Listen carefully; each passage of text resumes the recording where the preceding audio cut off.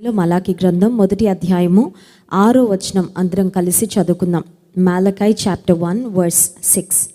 కుమారుడు తన తండ్రిని ఘనపరచును కదా, దాసుడు తన యజమానుని ఘనపరచును కదా. నా నామమును నిర్లక్ష్యపెట్టు యాజకులారా, నేను తండ్రినైతే నాకు రావలసిన ఘనత ఏమి ఆయను? చిన్న ప్రార్థన చేసుకుందాం. పరిశుద్ధుడా, ప్రేమ కలిగిన తండ్రి, నీకు స్తోత్రాలు. ఈ రాత్రికాల సమయంలో నీ మాటలను బట్టి నీకు వందనాలు చెల్లించుకుంటున్నాం ప్రభా. మీరు మాట్లాడే దేవుడో కనుక స్తోత్రాలు. మాతో మాట్లాడాలని మీరు ఇష్టపడుతున్నారు కనుక స్తోత్రాలు. వినగలిగే చెవిని, గ్రహించే మనసును మీరు మాకు అనుగ్రహించండి. ఆత్మ సంఘములతో చెప్పుచున్న మాట చెవిగలవాడు వినుగాక నీ వాక్యంలో ఉంది. ఈ రాత్రికాల సమయంలో మా చెవులను, మా హృదయాలను కూడా తెరుస్తున్నాము. మాతో నీ వాక్యం ద్వారా మాట్లాడి నీ వాక్యంలో స్థిరపరచండి. యేసు నామమున ప్రార్థిస్తున్నాము తండ్రి, ఆమేన్. పాత నిబంధన గ్రంథంలో దేవుడు తన గురించి తాను నేను తండ్రిని అని చెప్పుకున్న చాలా సందర్భాలు ఉన్నాయి. వాటిలో ఇక్కడ ఒక సందర్భాన్ని మలాకి గ్రంథంలో మనం చూస్తున్నాం. నేను తండ్రినైతే, యు కాల్ మీ ఫాదర్, మీరు నన్ను తండ్రి అని పిలుస్తున్నారు, తండ్రి అని ప్రార్థన చేస్తున్నారు. అయితే మీరు తండ్రి అని పిలవడం వరకే పిలుస్తున్నారు, కానీ మీ ప్రవర్తనలో మాత్రం నన్ను తండ్రిలా మీరు చూడట్లేదు అని దేవుడు ఒక రకమైన అసంతృప్తిని వ్యక్తం చేస్తున్నట్లుగా గమనిస్తున్నాను. చూడండి, కొంతమంది మాటల్లో గౌరవం ఉన్నట్లు చూపిస్తారు, కానీ చేతల దగ్గరకు వచ్చేసరికి అసలు ఆ మాటలకి చేతలకి కనెక్షన్ ఉండదన్నమాట. కానీ నిజానికి ఒక వ్యక్తి పట్ల మనకి గౌరవం ఉంది అని ఆ వ్యక్తిని మనం పిలిచే సంబోధనలో మాత్రమే కాదు, కానీ ఆ వ్యక్తి పట్ల మనం జీవించే ప్రవర్తనలో కూడా ప్రాముఖ్యంగా వారి పట్ల మనకి గౌరవం ఉందా లేదా అనేది రుజువు అవుతూ ఉంటుంది. ఈ లోకంలో కూడా ఏ వ్యక్తి అయినా సరే ఉన్నతమైన స్థితిలో ఉన్నప్పుడు వారికి రావాల్సిన ఘనత వారు పొందుకోవాలని ఆశిస్తారు. నిజమే, పెద్దలను సన్మానించాలి, తల్లిదండ్రులను మనం సన్మానించాలి, దైవ సేవకులను సన్మానించాలి, వయసులో మనకంటే ఉన్నత స్థితిలో పెద్దవారుగా ఉన్నవారిని సన్మానించాలి. అలాగే మన గురువులు ఎవరైతే మనకు మరి చక్కని టీచింగ్స్ ఇస్తూ ఉంటారో, స్కూల్లో, కాలేజ్లో ప్రొఫెసర్స్, టీచర్స్, వారిని కూడా సన్మానించాలి. అయితే ఇక్కడ దేవుడు వ్యక్తం చేస్తున్న అసంతృప్తి ఏంటంటే, you are not respecting me as a father. Father అని పిలుస్తున్నారు, తండ్రి అని పిలుస్తున్నారు నన్ను. నాకు చాలా ఇష్టం అది. ఎందుకంటే మీకు తండ్రిగా నేను ఉండాలని ఆశిస్తున్నాను, మీరు నా పిల్లలుగా ఉండాలని నేను కోరుకుంటున్నాను. అయితే పిలుపు వరకే మీ యొక్క ప్రవర్తన పరిమితంగా ఉంది, కానీ మీరు నిజంగా మీ జీవితంలో మాత్రం నన్ను తండ్రిగా ఘనపరచడం లేదు అనే మాట. నేను తండ్రినైతే నాకు రావలసిన ఘనత ఏమాయను? ఈ రాత్రికాల సమయంలో ఒకవేళ దేవుడే మన ఎదుట నిలబడి ఈ ప్రశ్న మనల్ని అడిగితే అసలు దేవుడు ఏం కోరుకుంటున్నాడు? How can we honour God? నేను తండ్రినైతే నాకు రావాల్సిన ఘనత ఏది అని దేవుడు మనల్నే గనక వ్యక్తిగతంగా ప్రశ్నిస్తే, మనల్ని మనం ఒకసారి ప్రశ్న వేసుకొని అసలు దేవుని నేను ఘనపరుస్తున్నానా? ఒకవేళ దేవుని నేను ఘనపరిస్తే నేను ఎలా దేవుని ఘనపరుస్తున్నాను అని నన్ను నేను పాసిఫై చేసుకోవచ్చు, నన్ను నేను సంతృప్తి పెట్టుకోవచ్చు. చూడండి, కొన్నిసార్లు మనం చేయాల్సినవి ఏమీ చేయకుండా కూడా సంతృప్తి పడిపోతుంటాం. నేను అన్నీ చేసేస్తున్నాను, అంతా బాగానే ఉందిలే, I'm up to the mark అని కొన్నిసార్లు స్వయం సంతృప్తి వచ్చేస్తూ ఉంటుంది. కానీ అప్ టు ద మార్క్ లేకుండా కూడా మనం సాటిస్ఫై అయిపోవచ్చు. అయితే ఈ రాత్రికాల సమయంలో తండ్రిగా, పరలోకపు తండ్రిగా దేవుని కలిగిన మనము ఆయనను తండ్రిగా మనం ఎలా ఘనపరచాలి అని ఆలోచిస్తే, ఏ కుటుంబంలో అయినా తండ్రి మాట కుటుంబంలో ఒక మాటలో చెప్పాలంటే అందరి మాటలకు పైన ఉంటుంది. కుటుంబ యజమానుడు, the owner of the family. Sarah కూడా తన భర్తను, అబ్రహామును యజమానుడు అని పిలిచేదంట. She called her husband master అనే మాట నూతన నిబంధన గ్రంథంలో మనం చూస్తాం. అంటే సారా ఒక ఉన్నతమైన ఆధ్యాత్మిక విలువలు, లోక సంబంధంగా కూడా ఒక ఉన్నతమైన స్థితిలో ఉన్న వ్యక్తికి భార్య అయినప్పటికీ సారా తన జీవితంలో తన భర్తను ఘనపరుస్తూ వచ్చింది. ఎందుకంటే కుటుంబ యజమానుడు. పిల్లలు కూడా తండ్రిని ఘనపరుస్తారు, ఇంట్లో భార్య అయినా భర్తను ఘనపరచాలి. ఇంటి పెద్దగా కుటుంబ యజమానునికి అతని మాట చెల్లుతుంది. కుటుంబ యజమానుని మాటకు అందరూ విధేయత చూపిస్తారు. ఇప్పుడు దేవుని మనం మన కుటుంబాలకు లేకపోతే మన జీవితాలకు తండ్రి అని పిలుస్తున్నప్పుడు ప్రాముఖ్యంగా మనం చేయాల్సింది ఏంటంటే, ఆయన మాటలు మనము జాగ్రత్తగా వినాలి, ఆయన మాటలు మన జీవితంలో నెరవేర్చాలి. Honouring God means to honour his word. దేవుని ఎలా గనపరచాలండి? యేసు ప్రభు మా సంఘానికి, క్రైస్ట్ వర్షిప్ సెంటర్కి ఎప్పుడైనా వస్తే ఆయన ఏమన్నా పుష్పగుచ్చము, తర్వాత ఒక షాల్ కప్పి ఏమైనా సన్మానం చేయొచ్చా? How can I honour God? దేవుడు మా ఇంటికి ఏమైనా వస్తారా అండి, ఆయనకి మేమేమైనా ఆతిథ్యం చేయగలమా, ఆయనకు ఒక పెద్ద సింహాసనం మేమేమైనా వేయగలమా అని ఆలోచిస్తే దేవుని అనుదినము మనం ఎలా ఘనపరచగలము అంటే దేవుని మాటకు విధేయత చూపించడం ద్వారా, దేవుని మాటకు మనం ఎంత విలువిస్తున్నామో దేవుని మాటకు మనం చూపించే విధేయతలో ఆ విలువేంటో అర్థమవుతుంది. యోహాను సువార్త 15వ అధ్యాయము 12వ వచనంలో యేసుక్రీస్తు ప్రభు ఒక మాట చెప్పారు చూడండి. Gospel of John chapter 15 verse 12. యోహాను సువార్త 15వ అధ్యాయము 12వ వచనం. నేను మిమ్మను ప్రేమించిన ప్రకారము మీరు ఒకరినొకడు ప్రేమింపవలెననుటయే నా ఆజ్ఞ. ఆజ్ఞకు బ్రతిమాలడానికి చాలా తేడా ఉంది కదండి. కొన్నిసార్లు దేవుడు తన సేవకుల ద్వారా, ఫర్ ఎగ్జాంపుల్ పౌలు భక్తుడు కానీ పేతురు భక్తుడు కానీ, వారు పత్రికలు రాస్తూ మిమ్మల్ని ప్రభు నామం పేరిట బ్రతిమాలుచున్నామని కొన్ని బ్రతిమలాడుతూ చెప్పారు. అంటే చిన్నపిల్లలను కొన్నిసార్లు మనం గారాబం చేస్తూ ప్లీజ్ తిను, లేకపోతే ప్లీజ్ ఇలా చేయి, అలా ఉండు అని చెప్తాం. కొన్నిసార్లు మాత్రం ఇక గారాబం పనికిరాదు, కొన్ని ఖచ్చితంగా వాళ్ళు చేయాలి అన్నప్పుడు we speak it out like a command. కొన్నిసార్లు మనం అంటాం ఇది చేయాల్సిందే, ఇంకా నీకు వేరే ఆప్షన్ లేదు, బ్రతిమలాడట్లేదు నిన్ను, నువ్వు ఖచ్చితంగా వినాలి. ఇక్కడ దేవుడు తన ప్రజలకు, తన బిడ్డలకు ఒక ఆజ్ఞ ఇస్తున్నాడు. What is the command? అమ్మో, దేవుడు ఆజ్ఞ ఇచ్చాడంటే దేవుడు దాన్ని సీరియస్గా తీసుకుంటున్నారనమాట. మనం పాటించడంలో కూడా అంతే సీరియస్నెస్ కలిగి ఉండాలి. దేవుడు ఇస్తున్న ఆజ్ఞ ఏంటి అని ఆలోచిస్తే, నేను మిమ్మును ప్రేమించిన ప్రకారము మీరు ఒకరినొకడు ప్రేమింపవలెను. ఇది చదవడానికి చాలా సింపుల్గా ఉంది, కానీ ప్రేమించటం it's one of the toughest things. ప్రేమించటం చాలా చాలా చాలా కష్టం. ఎందుకంటే we're living in an imperfect world and we live among imperfect people and we ourselves are imperfect. ప్రేమించటం ఎందుకు కష్టము అంటే, ప్రేమించడం ఒక మూవీలో, నేను మూవీస్ చూడను, నేను మూవీ థియేటర్ కూడా ఎప్పుడు వెళ్ళలేదు, బట్ మూవీస్లో మోస్ట్ ఆఫ్ ద టైం ఏదో ఒక లవ్ స్టోరీయో లేకపోతే అలాంటివన్నీ చిత్రీకరిస్తూ ఉంటారు. ఒకవేళ 3 hours ఆ మూవీ కొరకు ఒక అబ్బాయి ఒక అమ్మాయిని ప్రేమించినట్లు, ఒక అమ్మాయి ఒక అబ్బాయిని ప్రేమించినట్లు నటించడం ఈజీ ఏమో కానీ, but when it comes to real life, నిజ జీవితంలోకి వచ్చేసరికి కొన్నిసార్లు కొన్ని కుటుంబాల్లో భర్తకు భార్య బద్ధశత్రు, భార్యకు భర్త బద్ధశత్రు అనమాట. వాళ్ళు ఏమంటారంటే, ప్రపంచంలో ఎవరితో అన్నా బ్రతుకుతానండి, మా భర్తతో మాత్రం ఉండమని చెప్పద్దు, బికాజ్ ఇట్స్ ఇంపాసిబుల్. ఈ వ్యక్తిని దగ్గర నుంచి చూసిన తర్వాత నాకు ఎంత అసహ్యం కలుగుతుందో అని చెప్పే భార్యలు చాలామంది ఉన్నారు. ఆర్ మేబీ ఈ ఇంపర్ఫెక్ట్ వరల్డ్ అని చెప్పాను కదా, అపరిపూర్ణమైన లోకం. సో ఎవ్వరూ పరిపూర్ణులు కాదు, మన చుట్టూ ఉన్న వ్యక్తులు పరిపూర్ణులు కాదు, మనం కూడా పరిపూర్ణం కాదు. ఇన్ఫ్యాక్ట్ మనందరం కూడా పరిపూర్ణత వైపుగా ప్రయాణం చేస్తున్నాం. సో విశ్వాసులం అయ్యామంటే, రక్షణ పొందామంటే పరిపూర్ణత దిశగా we're learning and we're growing. మనం నేర్చుకుంటున్నాము, మనం ఎదుగుతున్నాం. సో ఎదుగుతున్న ప్రాసెస్లో సమ్టైమ్స్ వీ మేక్ మిస్టేక్స్. కొన్నిసార్లు చాలా బాగా పర్ఫామ్ చేస్తాం. అంటే పర్ఫార్మెన్స్ అంటే యాక్షన్ అనట్లేదు. కొన్నిసార్లు ప్రేమించడంలో పాస్ అవుతాం. ప్రేమ అనే పరీక్ష, అది కుటుంబంలో ఒక ఇన్లాస్ విషయంలో ఉండొచ్చు, తల్లిదండ్రుల విషయంలో ఉండొచ్చు, తోబుట్టువుల విషయంలో ఉండొచ్చు, స్పౌజ్ విషయంలో ఉండొచ్చు, పిల్లల విషయంలో ఉండొచ్చు. ప్రేమ అనే పరీక్ష కొన్నిసార్లు పాస్ అవుతాం. And then we feel so proud about ourself. అబ్బా, ఎంత బాగా ప్రేమించాను, యేసయ్య హృదయాన్ని చూపించాను కదా, నన్ను ఇబ్బంది పెట్టిన వారిని, నన్ను బాధ పెట్టిన వారిని కూడా ఎంత బాగా ప్రేమించాను అని ఒక్కసారి ప్యాట్ ఆన్ అవర్ బ్యాక్, ఇలా షోల్డర్ మీద శబాష్ అనుకోగానే ఇంకొక పరీక్ష వస్తుంది. ఆ పరీక్షలో ఫెయిల్ అయిపోతాం. అప్పుడు అర్థమవుతుంది ఏమనంటే, ప్రేమించవలెననుటయే నా ఆజ్ఞ అని యేసయ్య ఏ ఆజ్ఞ ఇచ్చారో ఆ ఆజ్ఞ చేయడం మనం అనుకున్నంత ఈజీ కాదు. It is not so easy to love, it is very easy to hate. ద్వేషించడం చాలా ఈజీ, ఎందుకంటే ద్వేషించడం కొన్నిసార్లు చాలా న్యాచురల్గా వచ్చేస్తుందండి. ద్వేషము, అసహనము, కోపము, ఆ తర్వాత కుళ్ళు, ఈర్ష్య, ఇవన్నీ చాలా న్యాచురల్గా వస్తాయి. ప్రేమ, క్షమాపణ, సహనము, ఆ తర్వాత ఓర్పు, ఇవన్నీ కూడా ఇట్ టేక్స్ ఎఫర్ట్. అదంత ఈజీ కాదు, ఎందుకంటే అవి దైవికమైన లక్షణాలు, ఆత్మీయమైన సుగుణాలు. ఒక మాటలో చెప్పాలంటే they are a spiritual treasure that any person can contain.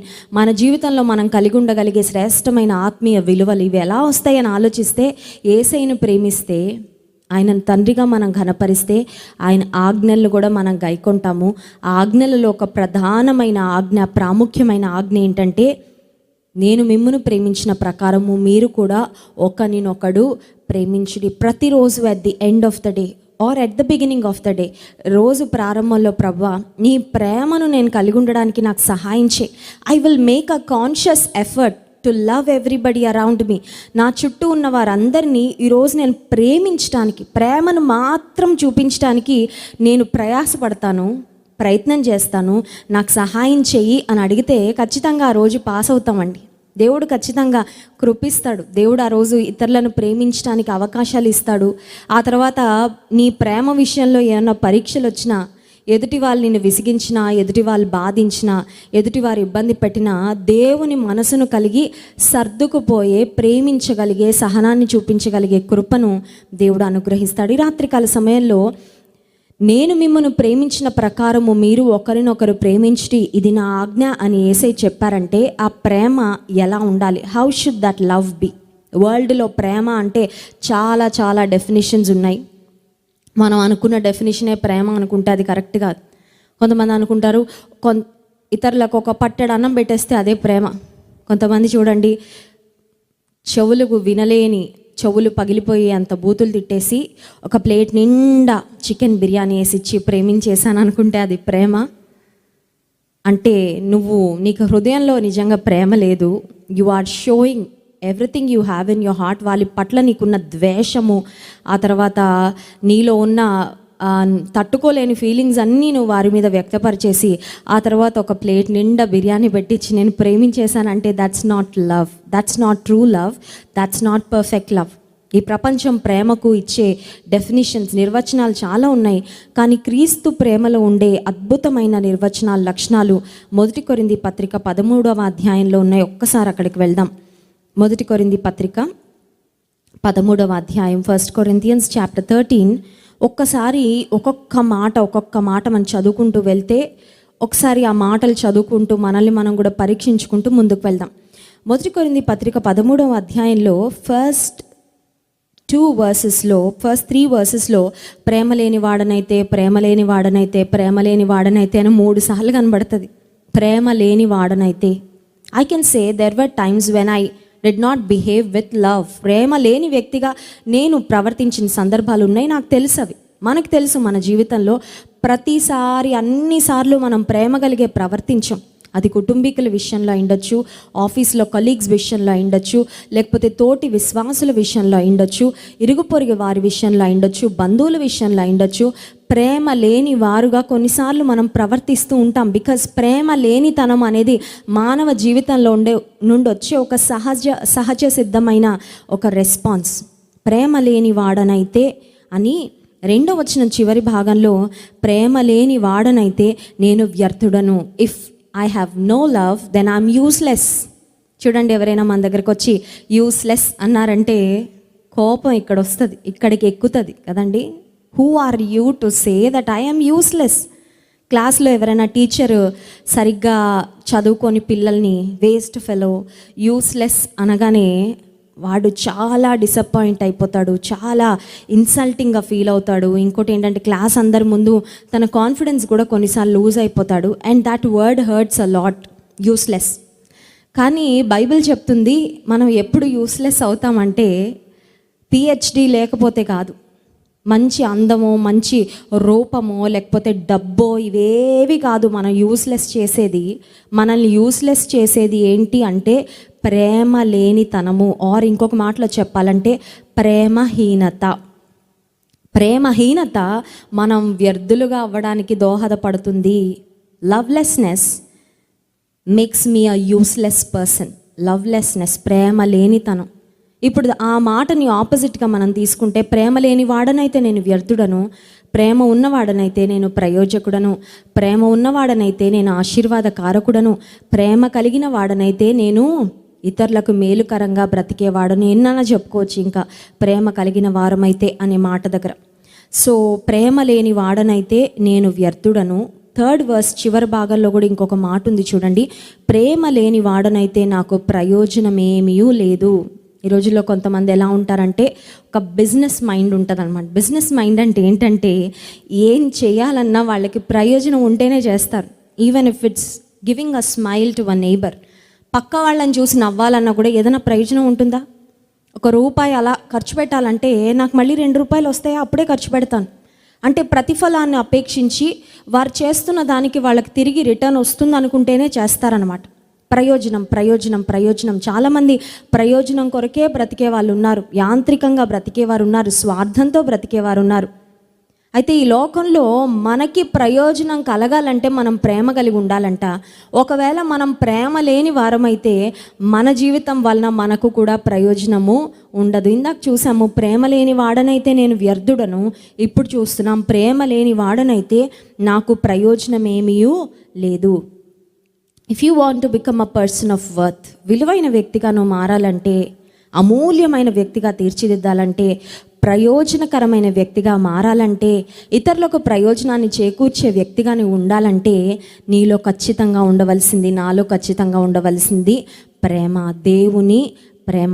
ఆ దేవుని ప్రేమలో ఉండే లక్షణాలు ఏంటి అని ఆలోచిస్తే 4వ వచనం, ప్రేమ దీర్ఘకాలము సహించును. ప్రేమలో సహనం ఉంటుంది. ఆ తర్వాత ప్రేమ దయ చూపించును. You will show compassion in your words and in your actions. కొన్నిసార్లు దయగా మాట్లాడడం మనకి చేత కాదు, కొన్నిసార్లు దయగా ప్రవర్తించడం చేత కాదు మనకి. ఎందుకంటే ఈ లోపల ప్రేమ లేకపోవడం వలన, ప్రేమ రాహిత్యం వలన దయ కూడా మిస్ అయిపోతూ ఉంది. సో ప్రేమ ఉంటే ప్రేమ దయ చూపిస్తుంది. ఆ తర్వాత చూడండి, ప్రేమ మత్సరపడదు అనే మాట. నువ్వు ప్రేమించిన వాళ్ళు బాగుపడుతుంటే కుళ్ళు పడతావా? నెవర్, నో కదా. తల్లిదండ్రులు పిల్లలు ఉన్నతమైన స్థితికి వెళ్తుంటే నిజంగా దేవుని ప్రేమ కలిగిన ఏ తల్లిదండ్రులు వాళ్ళ మీద కుళ్ళు పడరండి. వీడు పైకి వెళ్ళిపోతున్నాడు, ఈ అమ్మాయి పైకి వెళ్ళిపోతుంది, నా కూతురు ఏంటి ఇంత ఎత్తుకు ఎదిగిపోయిందని ఏ తల్లిదండ్రులైనా మత్సరపడతారా? పడరు. ఎందుకంటే తల్లిదండ్రుల్లో ఉండేది ఒక స్వచ్ఛమైన ప్రేమ వారి బిడ్డల పట్ల. అమ్మ, నా బిడ్డలు ఉన్నతమైన స్థితికి వెళ్ళాలి, నా బిడ్డలు ఆశీర్వదించబడాలి, నా బిడ్డలు ఎత్తైన ప్రాంతంలో దేవుని కొరకు నిలబడాలని ఆశించే ఏ తల్లిదండ్రులైనా మత్సరపడరు. కానీ ఎవరైతే మనకి ఇష్టం ఉండదో, ఎవరిని మనం ప్రేమించలేమో, వారి విషయంలో ఏదైనా మేలు జరుగుతుందంటే మనకి బాధ వచ్చేస్తుంటుంది. కానీ దేవుని ప్రేమ కలిగి ఉన్నప్పుడు మనలో మత్సరము ఉండదు. Love is not jealous. ఆ తర్వాత చూడండి, ప్రేమ డంబముగా ప్రవర్తింపదు.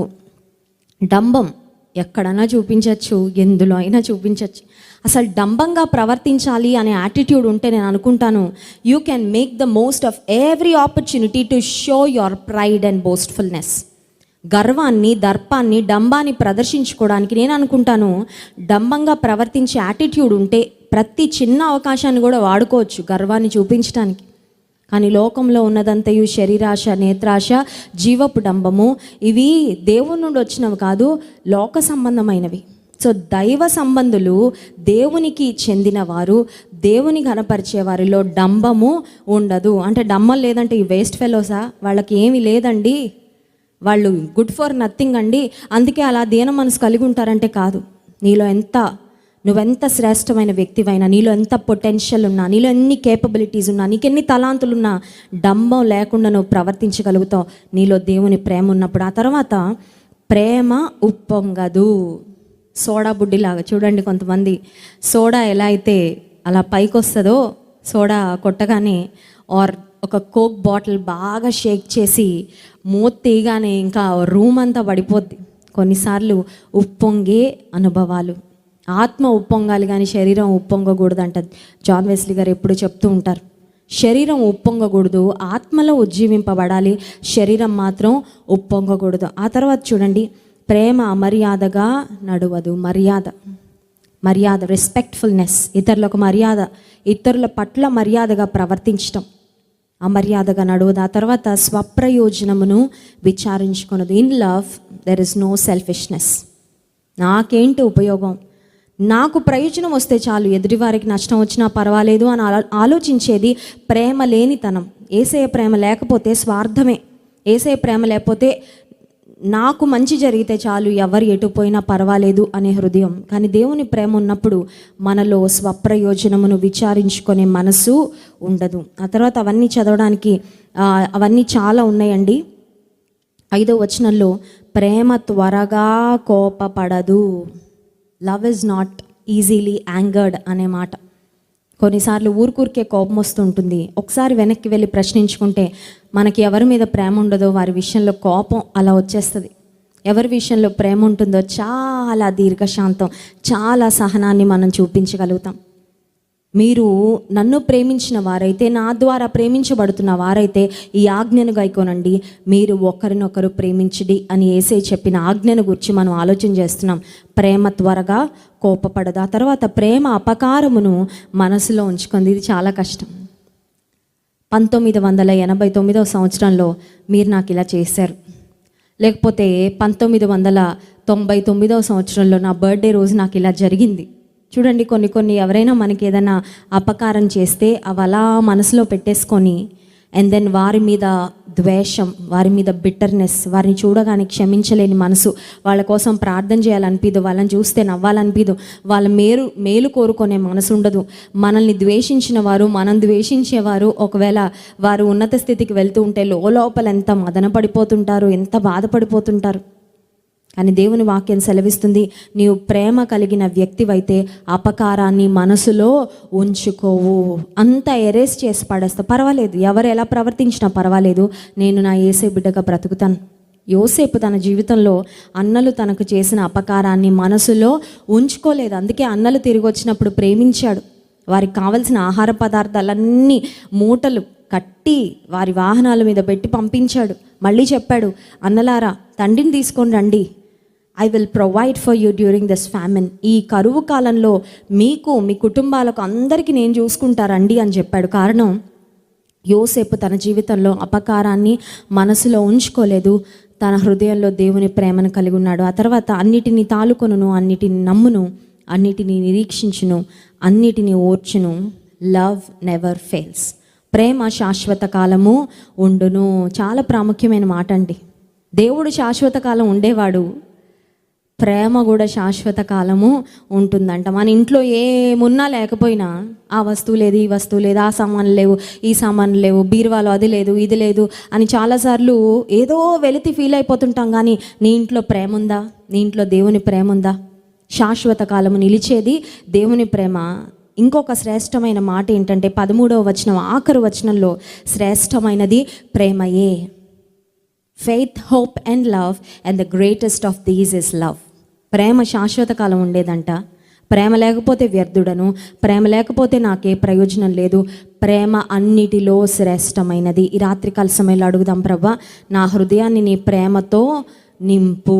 We need a love recharge. ప్రభా నా హృదయాన్ని నీ ప్రేమతో నింపు. ఎప్పుడో నింపుకున్నాను, ఇప్పుడు ప్రేమ అంతా ఖాళీ అయిపోయింది. వస్తున్న కష్టాలు, వస్తున్న పరిస్థితులు, ఎదుటివారు నన్ను ట్రీట్ చేస్తున్న విధానాన్ని బట్టో, లేకపోతే ఏదో కారణాలతో నా హృదయంలో ఉన్న ప్రేమ అంతా ఆవిరైపోయింది. మళ్ళీ నీ ప్రేమతో నా హృదయాన్ని నింపు. నీ ప్రేమ నేను కలిగి ఉంటాను, నీ ప్రేమని ఈ లోకంలో నేను చూపిస్తాను. దేవుని ప్రేమను కలిగి ఉండి దేవుడిచ్చిన ఈ ఆజ్ఞను గైకొన్నట్లు దేవుడు తన కృపను మనకు దయచేయునుగాక. ఆమెన్. దేవుని స్తుతించి ఆరాధించుకుందాం. అందరం లేచి నిలబడి దేవుని స్తుతించి ఆరాధించుకుందాం. అసాధ్యమైనది లేనే లేదు, నన్ను బలపరచువాడు నాతో ఉండగానే పాట. ఒకసారి ఈ మాటలు చెప్దామా? యేసయ్య నాకు తోడుగా ఉంటే నాకు అసాధ్యమైంది ఏదీ లేదు. ఎవరు చెప్పట్లేదు, లైవ్లో చెప్తున్నారేమో, నాకు వినపడట్లేదు. ఇంకొకసారి చెప్దామా? యేసయ్య నాకు తోడుగా ఉంటే నాకు అసాధ్యమైంది ఏదీ లేదు, అసాధ్యమైనది లేనే లేదు అనే పాట పాడుతూ దేవునామాన్ని మహింపరుద్దాం.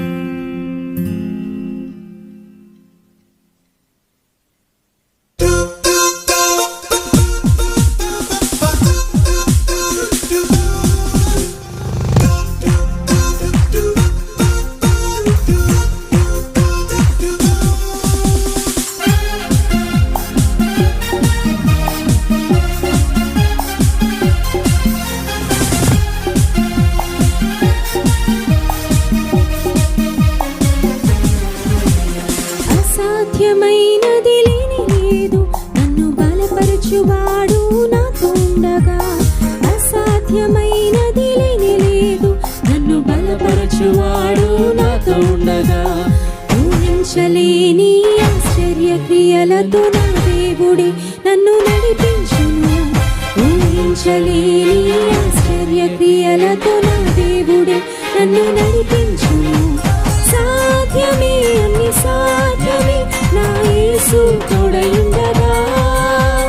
సాధ్యమే, అన్ని సాధ్యమే, నా యేసు తోడయుండగా.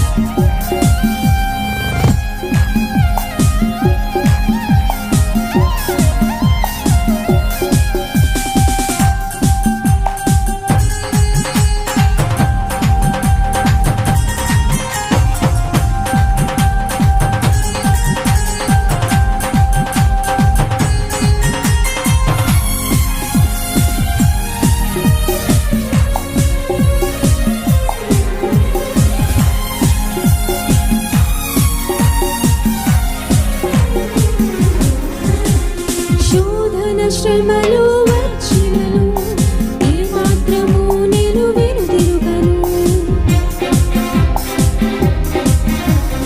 శోధన శ్రమలు వచ్చినను ఏమాత్రము నేను వెనుదిరుగను.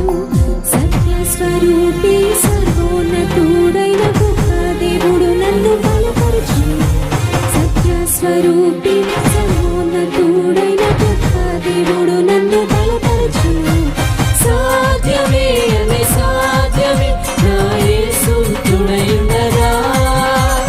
సాధ్యమే అని సాధ్యమే నా యేసు తోడయుండగా.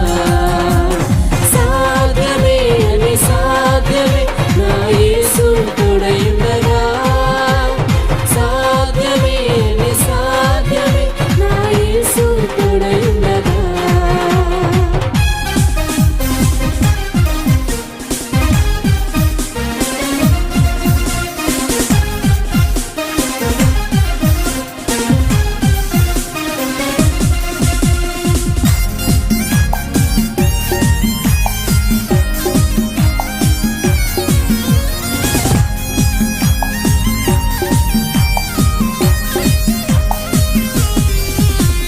సాతాను శక్తులు ఎదిరించిన వాక్యమనే ఖడ్గముతో జయించెదను.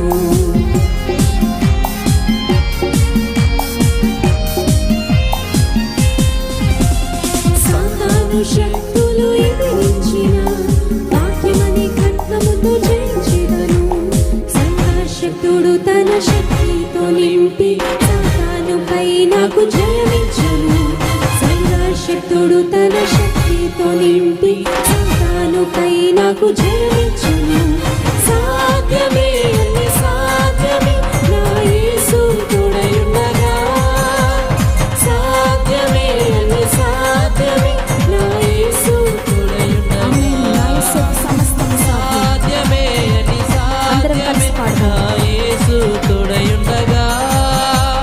సాధ్యమే అని సాధ్యమే నా యేసు తోడయుండగా. అసాధ్యమైనది లేదు నన్ను బలపరచువాడు నాతో ఉండగా. అసాధ్యమైనది లేదు నన్ను బలపరచువాడు నాతో ఉండగా. ఊహించలేని ఆశ్చర్య క్రియలతో నా దేవుడు నన్ను నడిపించును. ఊహించలేని ఆశ్చర్య క్రియలతో నా దేవుడు నన్ను నడిపించును. సాధ్యమే అని సాధ్యమే నా యేసు తోడయుండగా.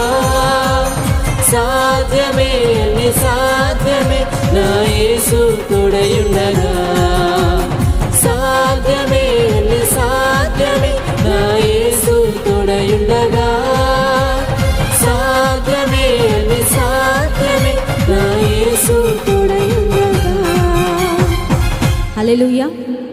ఆవగింజంత విశ్వాసం ఉంటే కొండ వెళ్ళి సముద్రంలో పడిపోద్దంట. కొన్నిసార్లు అసాధ్యం అసాధ్యం అసాధ్యం అనుకుంటూ విశ్వాసాన్ని మనం ఎక్సర్సైజ్ చేయలేకపోవడం వల్ల చాలా అద్భుతాలు పొందుకోలేకపోతున్నాం. ఈ రాత్రికాల సమయంలో అడుగుదాం, ప్రవ్వా విశ్వాసం ఇవ్వయ్యా. సమస్యలను జయించగలిగిన విశ్వాసం నాకు ఇవ్వు. కొండలను పెకిలించగలిగిన విశ్వాసం నాకు ఇవ్వు. ఇందాక వాక్యంలో మనం విన్నాం, నేను మీ తండ్రినైతే నాకు రావాల్సిన ఘనత ఏది అని. ఈ రాత్రికాల సమయంలో దేవుడు మన తండ్రి మాత్రమే కాదు, ఆయన ఒక తల్లి వలె మనల్ని ఆదరించేవాడు. తల్లి వడిలో పవలించే బిడ్డ వలెనే, తండ్రి నీ ఒడిలో నేను ఒదిగిపోయానయ్యా, నీవే నా ఆధారం, నీవే నా సహాయం, నీ మీద ఆనుకుంటున్నాను ప్రవ్వా. నాకు ఆదరణ ఇవ్వు, నాకు శక్తి ఇవ్వు, నాకు నీ సహాయం ఇవ్వు.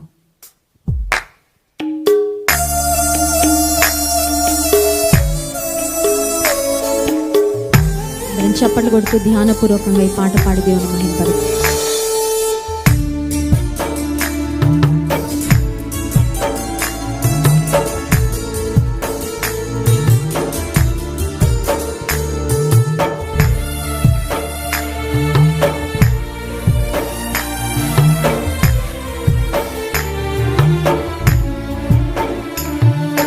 తల్లివడిలో పవళించి బిడ్డవలేనే, తండ్రి నీ వడిలోనే ఒదిగి తినయ్యా. తల్లివడిలో పవళించి బిడ్డవలేనే,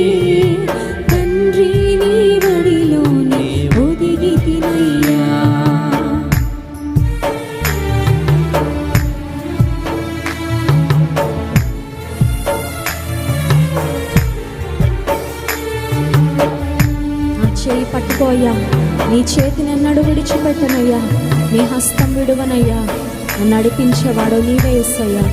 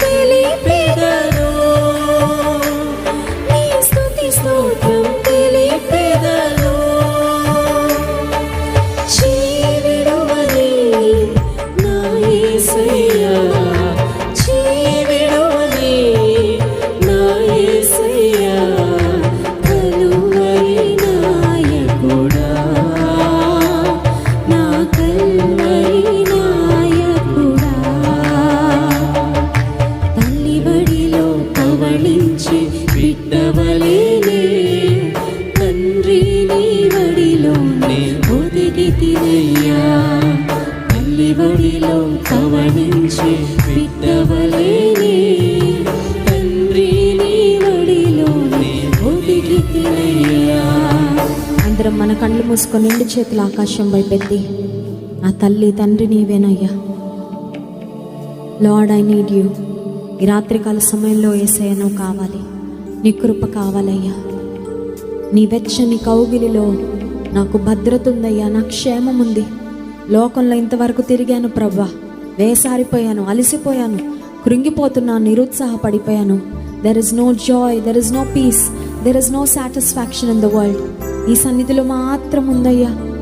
ఈ రాత్రికాల సమయంలో ఒక చంటి బిడ్డ తల్లి మీద ఎలా ఆధారపడుతుందో, ఒక చంటి బిడ్డ తండ్రి వద్దకు ఎలా పరిగెడతాడో ప్రభువా, నీ సన్నిధికి వస్తున్నాను. నీ వడిలో నన్ను చేర్చుకోయ్యా. నా ఎద్దకు వచ్చి వారు నేను ఎంత మాత్రము త్రోసివేయనని సెలవిచ్చిన యేసయ్య, ఈ రాత్రికాల సమయంలో చాపబడిన చేతులతో మనల్ని పిలుస్తూ ఉండగా చెప్దామా, ప్రభువా నీ వడిలో నేను ఒదిగిపోవాలని ఆశిస్తున్నానయ్యా, నీకు దగ్గరగా ఉండాలని ఆశిస్తున్నా ప్రభువా. Lord, I need you more than ever before. మునుపటి కంటే ఎక్కువగా నువ్వు నాకు కావాలి ప్రభువా. అనుక్షణం నాకు కావాలి, నీ తోడు కావాలి, నీ ఆదరణ కావాలి, నీ మాట కావాలి, నీ సన్నిధి కావాలి, నీ కృప నాకు కావాలి, నీ ఆశీర్వాదం నాకు కావాలి, నీవిచ్చే కాపుదలు నాకు కావాలని అడుగుదాం. అందరం కలిసి పాడదాం. నీవే నా తల్లివి, నా తండ్రివి. తల్లి వడిలో పవళించి బిడ్డవలేనే, తండ్రి నీ వడిలోని ఒదిగి తినయ్యా. అందరం చెప్దాం. తల్లి ఒడిలో పవళించి బిడ్డవలేనే, తండ్రి నీ ఒడిలో నీ ఒదిగి తినయ్యా. తల్లి వడిలో పవళించి బిడ్డవలేనే, తండ్రి నీ ఒడిలో ఇంకొకసారి అందరం కలిసి పాడదాం. తల్లి ఒడిలో పవళించి బిడ్డవలేనే, తండ్రి నీ ఒడిలో నీ ఒదిగితినయ్యా. పరిశుద్ర ప్రేమ కలిగిన తండ్రి, కానీ తల్లి ఆదరించినట్లుగా తల్లైనా తాను కన్న చంటి బిడ్డను మర్చిపోతుందేమో, కానీ నేను మిమ్మల్ని మరువనని చెప్పావు ప్రభా. అరచేతిలో మిమ్మల్ని చెక్కుకున్నానన్నో, నీ ప్రాకారములు నిత్యము నా ఎదురున్నవని వాగ్దానం చేసావు తండ్రి. నీకు స్తోత్రాలు. నీ వద్ద దొరికే క్షేమము, ఆశ్రయము, ఆదరణ ఇంకెక్కడ దొరకదయ్యా లోకంలో. Nowhere else lord. నీ సన్నిధిలో తప్ప మాకు ఇంకెక్కడ క్షేమం లేదయ్యా. ఈ రాత్రి కాల సమయంలో మా కన్న తండ్రివి, మా తల్లివి, మా సమస్తం నీవే ప్రభువా. నీ నామాన్ని స్తుతిస్తున్నాము, కీర్తిస్తున్నాము, ఘనపరుస్తున్నామయ్యా. నీవు మా కొరకు ఎన్నో చేసావయ్యా. సమస్తం మా కొరకు ఇచ్చేసావు, సమస్తం మా కొరకు ధారపోసావయ్యా. నీకు స్తోత్రాలు. ఈ రాత్రికాల సమయంలో ఎన్ని కుటుంబాలు ఈ లైవ్లో పాల్పొందుతున్నారో ఆత్మలో మేమందరం వర్ధిల్లునట్లు సహాయం చేయ ప్రభు. మేము ఆత్మలో వర్ధిల్లితే అన్ని విషయాలు వర్ధిల్లుతామని నీ వాక్యంలో ఉంది కనుక ఆత్మలో ప్రతి ఒక్కరం ఎదగాలి ప్రభు. ఆత్మలో ప్రతి ఒక్కరం ఫలించాలయ్యా. ప్రతి ఒక్కరం నీ సాక్షులుగా వాడబడాలి ప్రభు. ఉప్పు వలె వెలుగు వలె ఈ లోకంలో మేము బ్రతకాలి. నీ కృప మాకు దయచేయండి. ఈ దాసుని నీ సిలువ చాటున మరుగుపరిచి బలమైన నీ సందేశము మాకు అనుగ్రహించండి ప్రభువా. మా హృదయాలు మీరు సిద్ధపరిచినందుకు స్తోత్రాలు. మంచి నేలను పడిన విత్తనం వలె ఈ వాక్యం మా హృదయాల్లో ఫలించడానికి సహాయించండి. ప్రతి అంధకారమును తొలగించండి, ప్రతి డిస్టర్బెన్స్ను తొలగించండి అయ్యా. నీ బిడ్డలను నీ వాక్యంపై మనసును కేంద్రీకరించగలిగినట్లు సహాయం చేయమని ఘనత మహిమ ప్రభావములు మీకే చెల్లిస్తూ యేసుక్రీస్తు ప్రభువారి అతి శ్రేష్టమైన ఘనమైన నామములో ఈ స్తుతి ఆరాధన ప్రార్థన మీకే సమర్పిస్తున్నాము తండ్రి. ఆమేన్.